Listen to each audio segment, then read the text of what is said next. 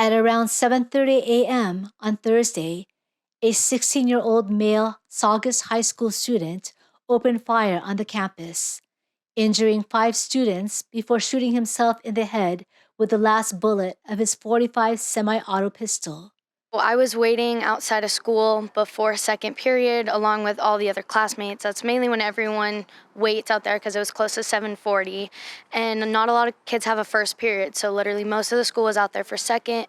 I was out by the tables next to the quad where the shooting happened, and at first, the first gunshot at the time we all thought was like a balloon popping, so we didn't think anything of it. So we looked over to the area where it came from, and then there was a kid running towards us, and we were like a little confused. And then less than 5 seconds later, we heard 3 more gunshots. So everyone around me just dropped their stuff, and we all ran out to the parking lot. The shooter was brought to the hospital and listed in grave condition. Of the 5 victims hospitalized, one 16-year-old female and one 14-year-old male died later from their injuries.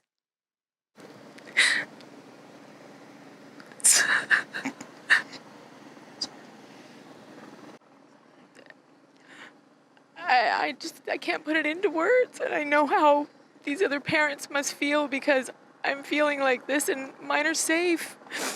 And I don't have anything to worry about tonight. I worry about tomorrow. And I worry about all the days that follow, and it's horrible to say, but I don't want to be them. I don't want to be put in that situation. I feel so horrible for all of the children that had to see their friends go through this. Every single student at this school, whether they were there or not, are affected by this. Feel helpless. I mean, I'm just sitting there all day long watching the news, looking at Facebook, see all the posts and stuff like that, see how everybody was all upset and wanting to know, do you know where your kid is? Any word, and just all day long just sitting there waiting for somebody to say something. It was a tough day. Well, we've been following it on the news all day, and we just had to bring our energy over here as much as we can because it keeps getting closer and closer to home. Yeah, no direct ties other than feeling like we're an extended community of here, of everywhere, yeah.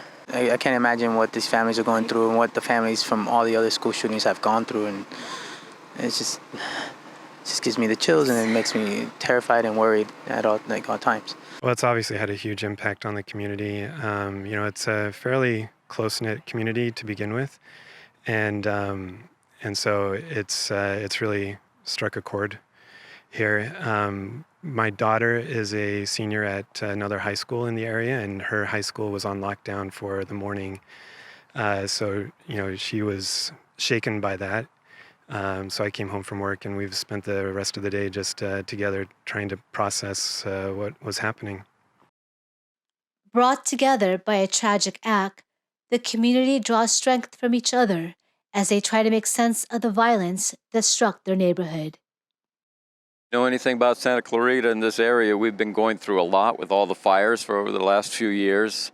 We've had some friends affected by it, and we find that we all just come together and we're there to help and support them.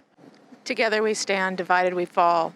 We will stay together. This is a community because of the people that make it. It's not a community based upon geographical location. It's a community based on the fact that we are of the same mind, the same heart, the same soul, and we will overcome. That our support that we love them. We love them. We're sorry for what happened, and we're hoping that all these kids that went through what they went through today and are strong enough and keep fighting for what they believe, and they have a lot of people behind them to stop this nonsense with gun violence. This community is very resilient. I mean, just a few weeks ago, several weeks ago, it was struck by wildfires. The community came together to support each other at that point when people were losing their homes, and really supporting the responders, the firefighters and others who helped to address that situation. this community has gone through a lot, and it's going to continue to be resilient and bounce back. Saugus is we move forward. Like, we take what happens and we learn from it and we move forward. And like I had said previously, it definitely brought us closer. So we're all going to use each other's strengths to like help us through it and like understand the situation and help each other out. But we're a very bounce back community. So we're going to take everything that happens and just move forward from it, recognize what happened, and try and prevent anything else from happening like this again. As the chill of night descends on the city, residents are undoubtedly keeping watch over their families, hopeful that the warmth of a new day will also bring with it the promise of healing. In Saugus, California, Eva Basalyahe, Eagle News, 1 with 25.